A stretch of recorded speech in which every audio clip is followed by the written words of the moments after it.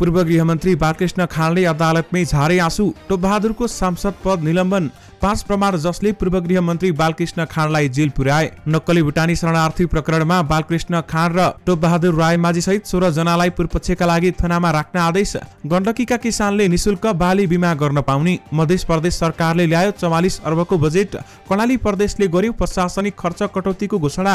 गण्डकी र लुम्बिनी प्रदेशले 20 वर्ष नागेका गाडी स्क्रैप गर्दा कर छुट दिने। कर्णाली प्रदेशमा व्यक्तिगत सवारी साधन दर्ता गर्न शुल्क नलाग्ने। लुम्बिनीमा घरेलु मदिरा ब्रान्डिङ गर्न पाउने 13 करोड बजेट। 25,000लाई रोजगारी। बागमतीमा भ्युटार केबलकार र प्लटिङमा कर। केमा भयो कर छुट, यसबारे पुरै जानकारी। सुदूरपश्चिममा सांसदलाई 3 करोड बजेट। कर्णालीले ल्यायो 33 अर्ब 37 करोडको बजेट। सांसदलाई 5 करोड। लुम्बिनीको बजेट 40 अर्ब 47 करोड। गत वर्ष भन्दा 3 अर्ब 17 करोड कम। लुम्बिनी प्रदेशको बजेट 29 अर्ब 26 करोड। बागमती प्रदेशको बजेट 62 अर्ब 70 करोड। एउटा काम सुरु नगर्दै अर्को प्रधान न्यायाधीश नियुक्तको चटारो। प्रधान न्यायाधीश मोर्चाको नेतृत्व आलो पालो। तहसम्म संरचना। 4 आधार जसले सचिव पाण्डेलाई थुनामा पुर्याए। सरकारले घटायो पासपोर्टको मूल्य 5,000 मै 66 पेजको पाइने। पूर्व गृहमन्त्री बालकृष्ण खाँडको प्रतिक्रिया। म यो घटनामा सामेल थिइन। नयाँ संसद भवनको साजसज्जामा 2 अर्ब 64 करोड खर्च गरिँदै प्रधान न्यायाधीशमा कार्की नियुक्त। राष्ट्रपतिबाट लिए शपथ। जातिहरूलाई फुटाएर देशको हित हुँदैन भन्दै प्रधानमन्त्री पुष्पकमल दाहाल प्रचण्डको भनाई। बाढी पहिरोले ताप्लेजुङका सिदिङवा र सिरिजङ्गामा क्षति। नागरिक उड्डयन प्राधिकरणले काठमाडौँ महानगरपालिकाका मेयर बालेन शाहलाई सोध्यो स्पष्टीकरण। मन्त्रालयलाई बालेन शाहको पत्र। आदि पुरुषको विवादित अंश नहटाएसम्म सबै भारतीय फिल्म रोकौं। ग्रिसमा डुङ्गा दुर्घटना हुँदा 78 जनाको मृत्यु। करिब 100 बालबालिकाको अवस्था अज्ञात। 370 को कपाल काट्न जाँदा 1,75,000 बिल। ऋण काटेरै युवकले तिरे पैसा। पक्राउ परेका सबै आरोपी नक्कली भुटानी शरणार्थी प्रकरणमा संलग्न। टोपबहादुरलाई थुनामा पठाउने आधार र सानुको डायरी।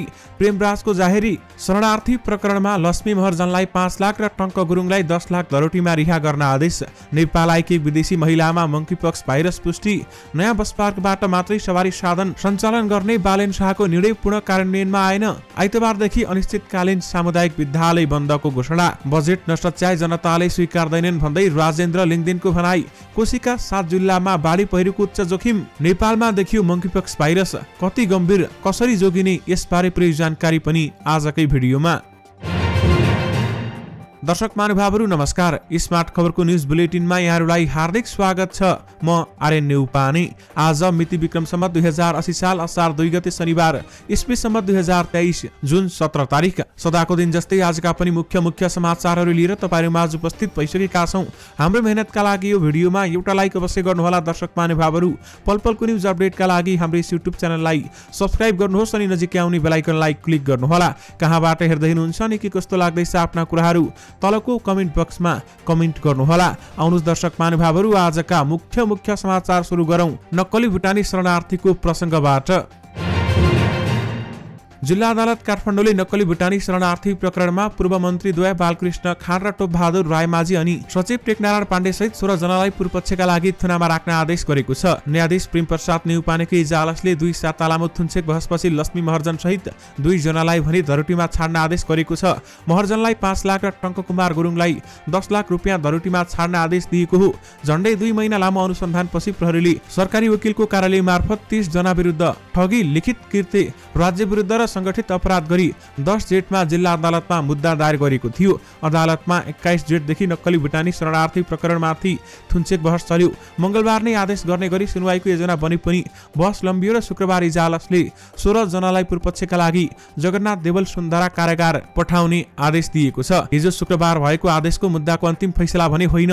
जिल्ला अदालतको यो आदेश चित्त नबुझेपछि सरकारी वकिल र आरोपीहरू उच्च अदालत जान पाउँछन्। तर माथिल्लो अदालतबाट फरक आदेश नहुँदासम्म पूर्व उपप्रधानमन्त्री रायमाझी, पूर्व गृहमन्त्री बालकृष्ण खाँड, तत्कालीन गृहमन्त्रीका सुरक्षा सल्लाहकार इन्द्रजित राई, सचिव टेकनारायण पाण्डे पूर्वपक्षका लागि थुनामा रहनेछन्। योजनाकार मानिएका केशव दुलाल र सानु भण्डारी, भुटानी अधिकारवादी नेता टेकनाथ रिजाल, सागर राई, सन्देश शर्मा, टोपबहादुरका छोरा सन्दीप रायमाझी, खाँडका स्वकीय सचिव नरेन्द्र केसी, गोविन्द चौधरी, रामशरण केसी, पूर्व सभासद आङटावा शेर्पा, हज कमिटिका अध्यक्ष शमशेर मिया, हरिभक्त महर्जन पनि थुनामा रहनेछन्। फरार रहेका 2 आरोपीहरू भने अदालतमा उपस्थित भएपछि मात्रै बयान र थुन्चेक बहस हुन्छ भन्दै बताइएको छ। विशेष गरी बालकृष्ण खाँड र टोपबहादुर रायमाझी सहित 16 जनालाई पूर्वपक्षका लागि थुनामा राख्ने आदेश दिइएको छ।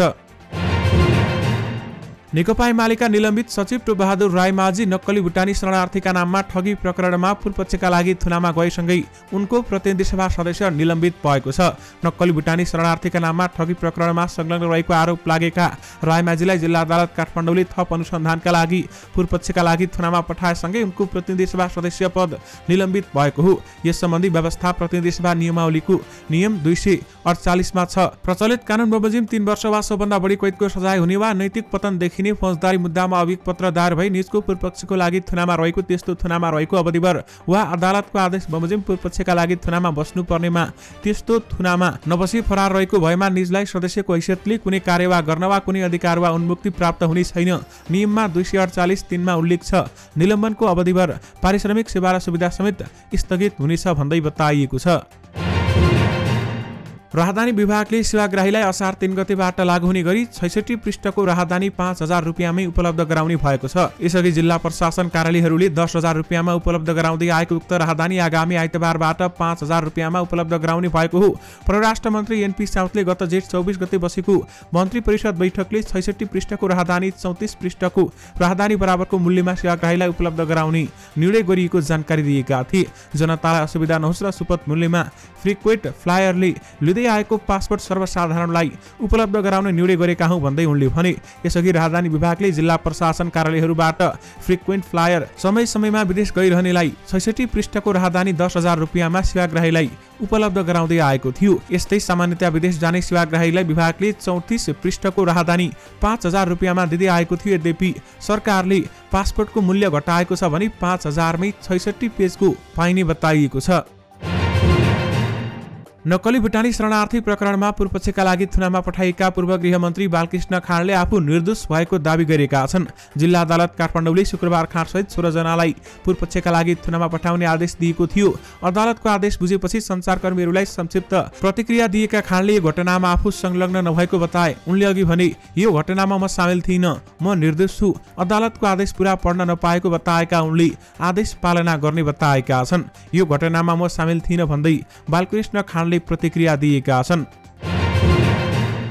काठमाडौँ महानगरपालिकाका मेयर बालेन शाहले भारतीय फिल्म आदिपुरुषमा समावेश जानकी भारतकी छोरी हुन् भन्ने आपत्तिजनक अंश हटाउन पहल गर्न आग्रह गर्दै सञ्चार तथा सूचना प्रविधि मन्त्रालयलाई पत्र लेखेका छन्। उक्त फिल्म यथावत प्रदर्शन भएमा नेपालको राष्ट्रियता, सांस्कृतिक एकता र राष्ट्रिय विभूतिमाथि ठाडो प्रहार भई अपूरणीय क्षति हुने पत्रमा उल्लेख गरिएको छ। नेपालको संविधानको धारा 5 र 56 मा उपधारा 6 ले संघ र प्रदेश स्थानीय सरकारलाई राष्ट्रिय हितको जिम्मेवारी गर्ने संरक्षण तोकेको उल्लेख गर्दै बालेनले उक्त फिल्म नेपालमाथि सांस्कृतिक अतिक्रमण भएको हुँदा महानगरको गम्भीर ध्यानाकर्षण भएको बताएका छन्। काठमाडौँ महानगरपालिका क्षेत्रभित्र उक्त राष्ट्रिय हित विपरीत चलचित्रको प्रदर्शनलाई निषेध गरेर मात्र देशभित्रका अन्य क्षेत्र र विदेशमा प्रदर्शन हुन दिने हो भने त्यसले भ्रामक तथ्य स्थापित गर्ने तर्क पनि बालेनले गरेका छन्। यसका लागि सरकारले भारतसँग कूटनीतिक पहल मार्फत गरी उक्त फिल्मको आपत्तिजनक अंश हटाउने व्यवस्था मिलाउन समेत आग्रह गरेका छन्। उक्त चलचित्रबाट आपत्तिजनक अंश नहटाएसम्म नेपालमा कुनै पनि भारतीय चलचित्र प्रदर्शन गर्न निषेध गराउने व्यवस्था गर्न समेत उनले मन्त्रालयलाई आग्रह गरेका छन्। बिहिबार एक स्ट्याटस लेख्दै उनले 3 दिनभित्र उक्त संवाद नहटाए काठमाडौँ महानगरभित्र भारतीय फिल्मको प्रदर्शनमा रोक लगाउने उल्लेख गरेका थिए। यद्यपि आदिपुरुषको विवादित अंश नहटाएसम्म सबै भारतीय फिल्म रोकौं भन्दै मन्त्रालयलाई बालेनले पत्र लेखेका छन्। नेपाल विद्यालय कर्मचारी परिषदले आइतबारदेखि अनिश्चितकालीन सामुदायिक विद्यालय बन्दको घोषणा गरेको छ। परिषदले आफूहरूको माग सम्बोधनका लागि दबाब दिने उद्देश्यका साथ बन्दसहितको आन्दोलन घोषणा गरेको हो।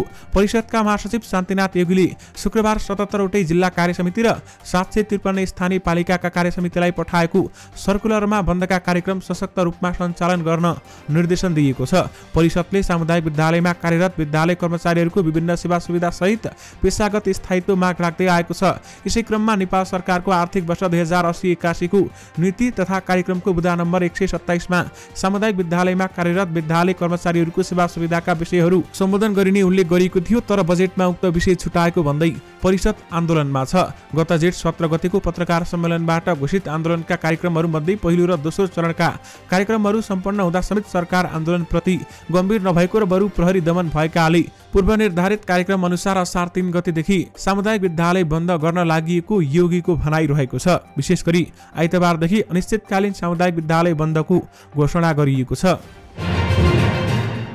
कोशी प्रदेश सरकारले प्रदेशका 7 जिल्लामा बाढी र पहिरोको उच्च जोखिममा रहेको बताएको छ। प्रदेश सरकारले यस वर्ष बाढी पहिरोबाट 78,911 घरधुरीका 3,01,143 जनसङ्ख्या प्रभावित हुने अनुमान समेत गरेको छ।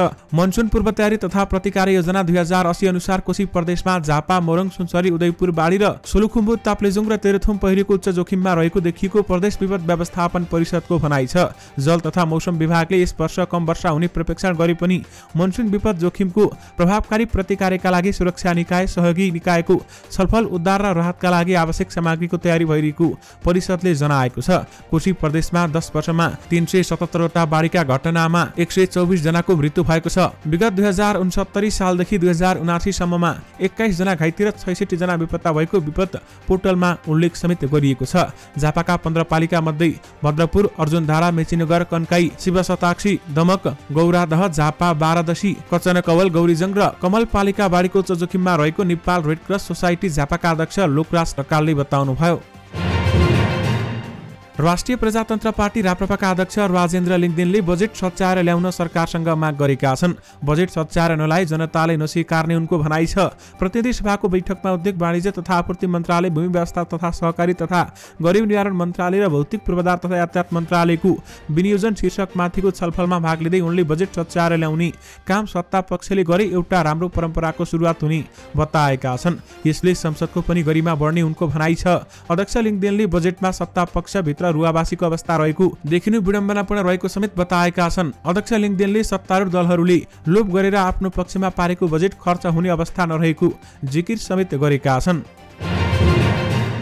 दर्शक महानुभावहरू, अब कुन प्रदेशले कतै बजेट ल्याए आउनुस् तपाईहरुलाई यसबारेमा जानकारी गराउँ। मध्य प्रदेश सरकारले आगामी आर्थिक वर्ष 2080-81 का लागि 44 अर्ब 11 करोडको बजेट ल्याएको छ। शुक्रबार बसेको प्रदेशसभा बैठकमा अर्थमन्त्री सञ्जय कुमार यादवले आगामी आर्थिक वर्षका लागि 44 अर्ब 11 करोड 46 लाख 32 हजार बराबरको बजेट प्रस्तुत गरेका छन्, जसमा चालुतर्फ 18 अर्ब 21 करोड 76 लाख 14 हजार अर्थात् 41.30% र पुँजीगततर्फ 25 अर्ब 69 करोड 70 लाख 18 हजार अर्थात् 58.25% छ। वित्तीय व्यवस्थातर्फ 20 करोड अर्थात् 0.45% रहेको छ। कर्णाली प्रदेश सरकारले आगामी आर्थिक वर्ष 2080-81 को बजेट सार्वजनिक गरेको छ। शुक्रबार प्रदेश सरकारका आर्थिक मामिला तथा योजना मन्त्री वेदराज सिंहले चालु आर्थिक वर्षको तुलनामा करिब 24 करोड कमको बजेट प्रदेश सभामा प्रस्तुत गरेका छन्। प्रदेश सरकारले आगामी आर्थिक वर्षका लागि 33 अर्ब 37 करोड 97 लाख 7 हजार रुपियाँको बजेट सार्वजनिक गरेको छ। प्रदेश सरकारले सार्वजनिक गरेको बजेटमा पुँजीतर्फ 19 अर्ब 57 करोड 72 लाख 43 हजार रुपियाँ विनियोजन गरिएको छ। यो कुल बजेटको 58.65% हो। यस्तै चालुतर्फ 9 अर्ब 20 लाख 24 हजार रहेको छ। यो कुल बजेटको 26.96% हो। त्यसैगरी प्रदेश सरकारले स्थानीय तहमा वित्तीय हस्तान्तरणतर्फ 4 अर्ब 80 करोड र 4 लाख 40 हजार अर्थात् 14.38% बजेट विनियोजन गरेको छ। लुम्बिनी प्रदेश सरकारले आगामी आर्थिक वर्ष 2080-81 का लागि 40 अर्ब 47 करोड 97 लाख बराबरको बजेट प्रदेश सभामा प्रस्तुत गरेको छ। प्रदेश सरकारका आर्थिक मामिला मन्त्री धनबहादुर मास्की राणाले प्रदेश सभा बैठकमा उक्त बजेट सार्वजनिक गरेका हुन्। प्रदेश सभाको स्थायी राजधानीमा पूर्वाधार निर्माण, शिक्षा, स्वास्थ्य, कृषि, पर्यटन र रोजगारीलाई प्राथमिकतामा राखेर बजेट ल्याइएको छ। उक्त बजेटको चालु खर्चतर्फ 13 अर्ब 63 करोड 30 लाख 79 हजार 33.68% र पुँजीगततर्फ 23 अर्ब 25 करोड 69 लाख यानि कि 57.45% रहेको छ। यस्तै वित्तीय हस्तान्तरणतर्फ 3 अर्ब 58 करोड 57 लाख 8.87% रहने अनुमान गरिएको छ। यो गत वर्षभन्दा 2 अर्ब 16 करोड कम हो।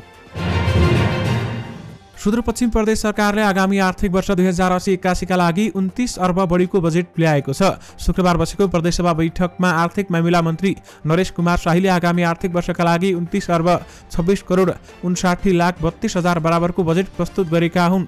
मन्त्री शाहीले चालु खर्चतर्फ 9 अर्ब 59 करोड 60 लाख र 2 हजार अर्थात् 32.79% र पुँजीगत खर्चतर्फ 17 अर्ब 2 करोड 23 लाख 60 हजार अर्थात् 58.16% विनियोजन गरेको छ। अन्ततः सरकारी वित्तीय हस्तान्तरण अन्तर्गत 2 अर्ब 34 करोड 75 लाख 70 हजार अर्थात् 8.02% तथा वित्तीय व्यवस्थातर्फ 30 करोड 1.03% हुने गरी विनियोजनको व्यवस्था मिलाइएको मन्त्री शाहले बताउनु भएको छ। बागमती प्रदेश सरकारले आगामी आर्थिक वर्ष 2080-81 का लागि 62 अर्ब 70 करोड 90 लाख 78 हजार रुपियाँको बजेट ल्याएको छ। बागमती प्रदेश सरकारका आर्थिक मामिला मन्त्री बहादुर सिंह लामाले चालुतर्फ 26 अर्ब 70 करोड 27 लाख 69 हजार रुपियाँ र पुँजीगततर्फ 35 अर्ब 50 करोड 63 लाख 9 हजार रुपियाँको बजेट ल्याएको छ। बागमती प्रदेशले वित्तीय व्यवस्थातर्फ 50 करोड विनियोजन गरेको छ।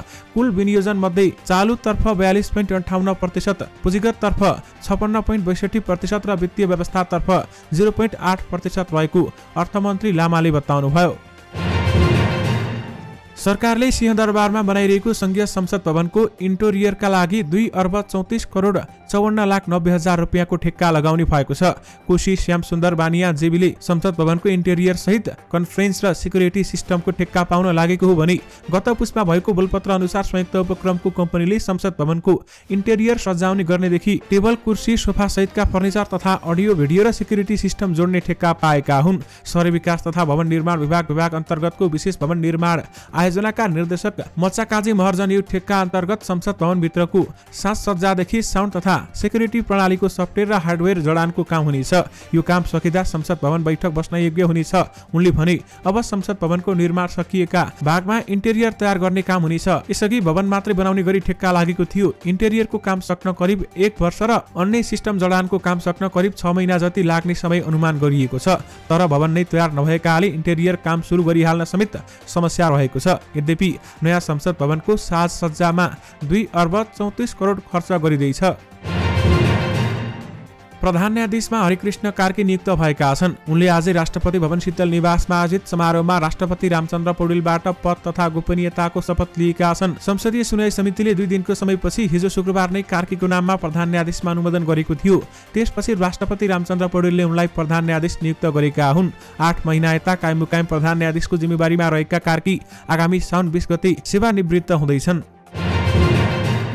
प्रधानमन्त्री पुष्पकमल दाहाल प्रचण्डले राष्ट्रिय जनगणनामा पुन मगरलाई छुट्टै जातिको रूपमा राखिएकोमा त्यसलाई सच्याइने बताएका छन्। नेपाल मगर संघले भूम्य पर्वको अवसरमा आयोजना गरेको कार्यक्रमलाई सम्बोधन गर्दै प्रधानमन्त्री प्रचण्डले राष्ट्रिय जनगणना 2078 पुन मगरलाई छुट्टै जातिको रूपमा राखेर त्रुटि गरिएको र त्यसलाई सच्याउने प्रतिबद्धता व्यक्त गरेका छन्। उनले पुन मगर लगायतका अन्य जातिहरूलाई राष्ट्रिय जनगणनामा छुट्याउने काम भएको बारेमा आफूलाई जानकारी नभएको भन्दै गुनासो आएसँगै तथ्याङ्क विभागलाई निर्देशन दिएको बताएका छन्। नेपाल नागरिक उड्डयन प्राधिकरणले काठमाडौँ महानगरपालिकाका मेयर बालेन शाहलाई स्पष्टीकरण सोधेको छ। विमानस्थलको निषेधित क्षेत्रभित्र निर्माणाधीन भवनको निर्माण कार्य रोक्न निर्देशन दिएको बारेमा उड्डयन प्राधिकरणले मेयरसँग स्पष्टीकरण माग गरेको हो। काठमाडौँ 9 मा रहेको जग्गामा बनाइरहेको कम्प्लेक्सको नक्सा पास नभएको भन्दै बिहीबार काठमाडौँ महानगरको नगर प्रहरी पुगेको थियो।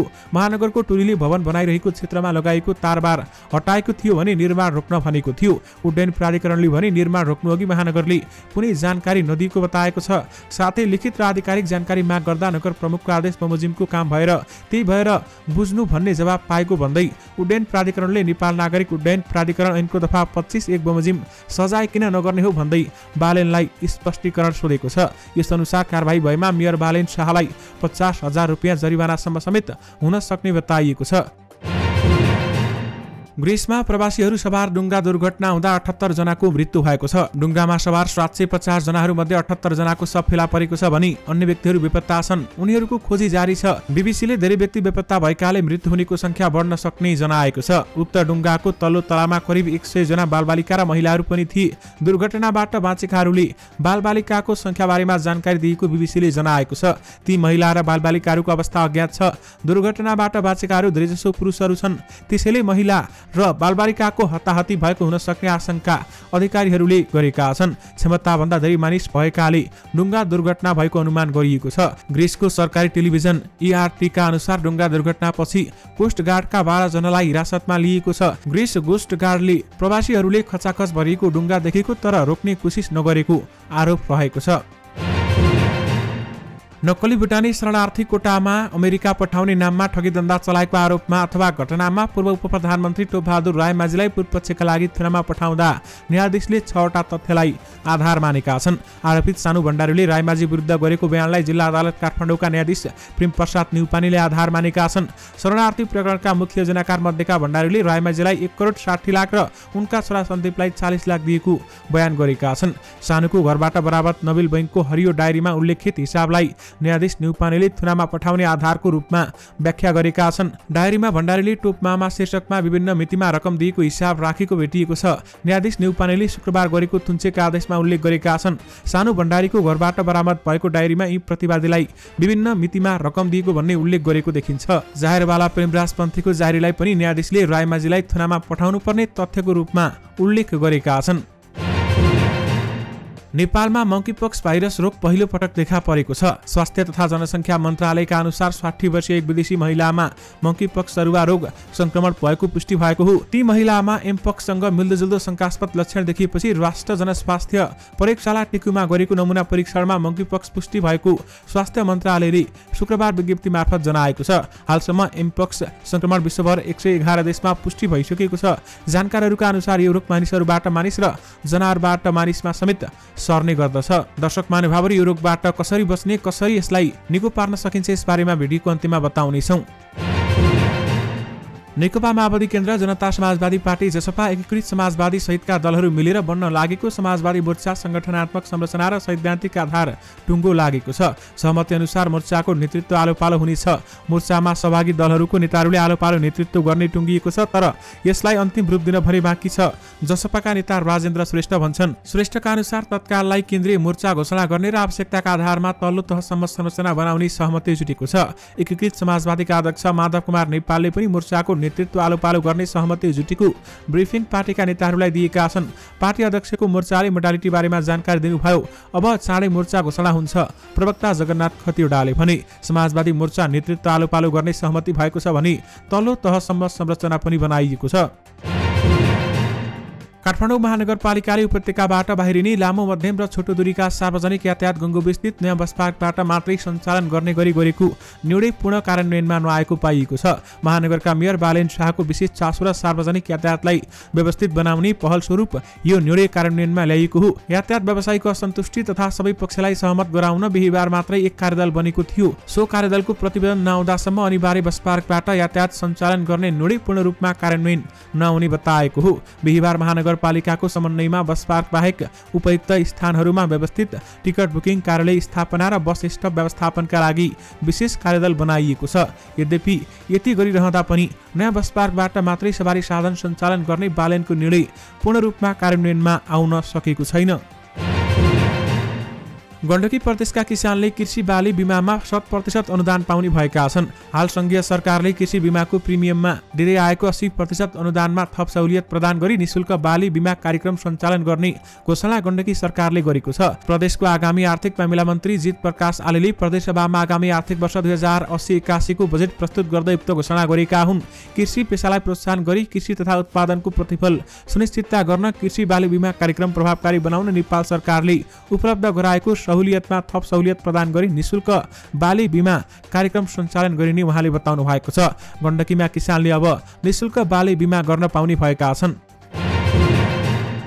कर्णाली प्रदेश सरकारले आगामी आर्थिक वर्ष 2080-81 मा सार्वजनिक खर्च कटौती गर्ने घोषणा गरेको छ। शुक्रबार प्रदेश सरकारका आर्थिक मामिला तथा योजना मन्त्री वेदराज सिंहले प्रस्तुत गरेको बजेटमा सार्वजनिक खर्च कटौती गरिएको बताएका हुन्। अत्यावश्यक बाहेक आर्थिक दायित्व थप नगरिने बजेटमा उल्लेख गरिएको छ, जस अन्तर्गत प्रदेश मातहतको निर्देशनालयलाई गाभ्ने वा जिल्ला निर्वाचन कार्यालयहरूमा रूपान्तरण गरिने बजेटमा उल्लेख गरिएको छ। यस्तै सरकारको नियमित कामबाट हुने कार्यका लागि अर्को कार्यकाल नखुल्ने परामर्श तथा स्वीकृत दर बन्दी भन्दा धेरै करार सेवा लिन नपाइने व्यवस्था बजेटमा गरिएको छ। गण्डकी र लुम्बिनी प्रदेश सरकारले कर नतिरेका 20 वर्ष नागेका सार्वजनिक सवारी साधनको कर तिर्दा 75% छुट दिने घोषणा गरेका छन्। आगामी आर्थिक वर्ष 2080-81 को बजेट सार्वजनिक गर्दै दुवै प्रदेश सरकारले यस्तो घोषणा गरेका हुन्।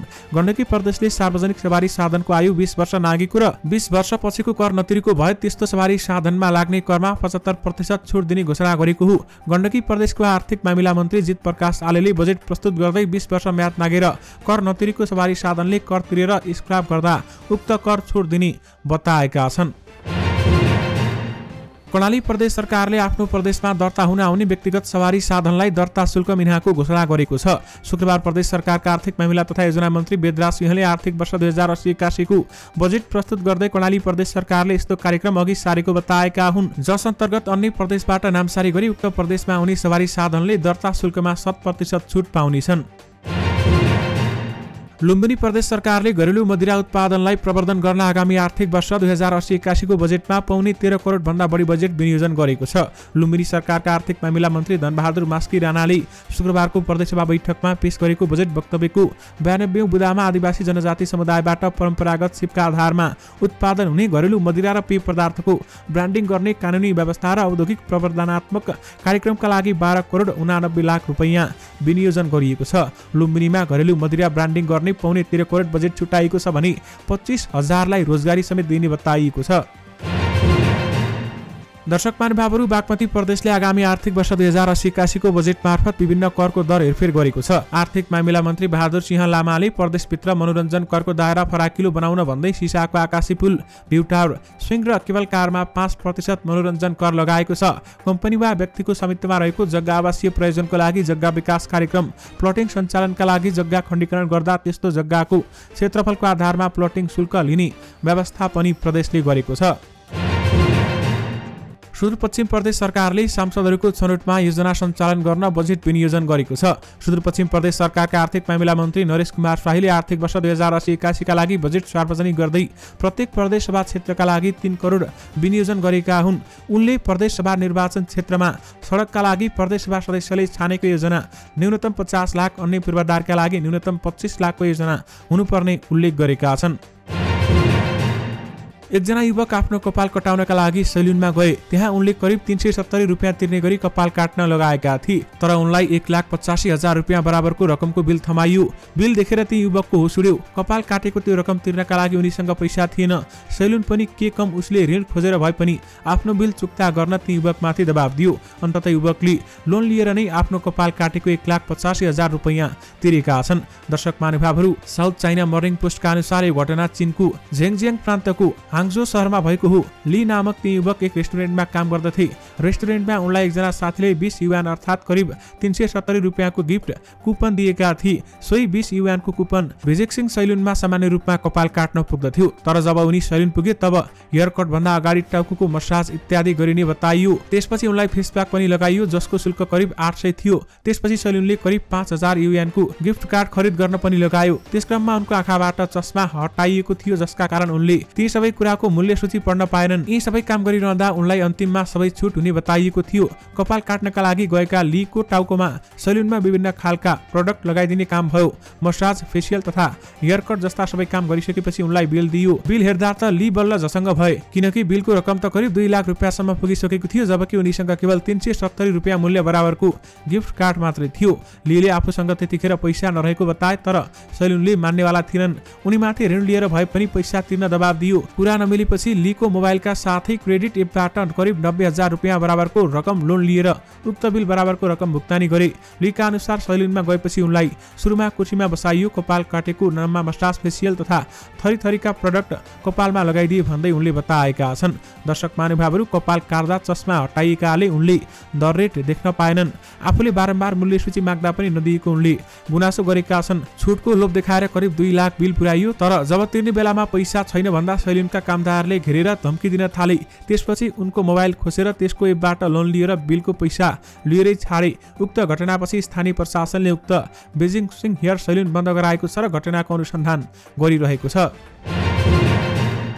दर्शक महानुभावहरू, नेपालमा मंकीपक्स भाइरस कति गम्भीर छ र कसरी जोगिने, आउनुहोस् तपाईहरुलाई यस बारेमा जानकारी गराउँ। नेपालमा मंकीपक्स भाइरस देखिएको छ। स्वास्थ्य तथा जनसङ्ख्या मन्त्रालयका अनुसार 60 वर्षीय विदेशी महिलामा एमपक्स सरुवा रोग पुष्टि भएको हो। एमपक्ससँग मिल्दोजुल्दो शंकास्पद लक्षण देखिएकी उनको काठमाडौँ एक अस्पतालमा परीक्षण भएको थियो। उनको नमुना संकलन गरी राष्ट्रिय जनस्वास्थ्य प्रयोगशाला टिकुमा परीक्षण गर्दा गत शुक्रबार एमपक्स पुष्टि भएको हो। मन्त्रालयका अनुसार चिकित्सकको निगरानीमा रहेकी उनको स्वास्थ्य अवस्था अहिले सामान्य छ। चिकित्सकहरूका अनुसार एसपक्स रोग मंकीपक्स भाइरसबाट हुने एक किसिमको सरुवा रोग हो। एक्सपक्स मानिसबाट मानिसमा वा जनावरबाट मानिसमा सर्ने गर्दछ। यो भाइरस सामान्यतया मानिसको खुल्ला छाला र थुकको छिटाबाट सर्ने देखिएको छ र युरोपतिरका केसहरू हेर्दा कहाँबाट सर्यो भन्ने पहिचान भने हुन सकेको छैन। चिकित्सकका अनुसार संक्रमण भएको 5 देखि 21 दिनसम्ममा मंकीपक्सको लक्षण देखिने गर्छ। ज्वरो आउनु, टाउको दुख्नु, जिउ दुख्नु, जाडो लाग्नु, लिम्फ ग्रन्थहरू सुनिनु यसका प्रारम्भिक लक्षण हुन्। यस्तो लक्षण देखिएको 1 देखि 3 दिनसम्ममा अनुहार तथा शरीरका अन्य भागमा बिमिराहरू देखिन थाल्छन् र चिलाउँछन्। पछि पानी फोका हुँदै फुट्दै सुक्दै जान्छन् र तर दाग बसिरहन सक्छ। मंकीपक्सका लक्षण सामान्यतया 2 देखि 4 हप्तासम्म हराएर जान्छन्। बच्चाहरूमा भने गम्भीर समस्या देखा पर्न सक्छ। दर्शक महानुभावहरू, एमपक्स रोगबाट बच्ने उपायहरू के रहेका छन् अथवा मंकीपक्सबाट बच्ने उपायहरू के रहेका छन् त?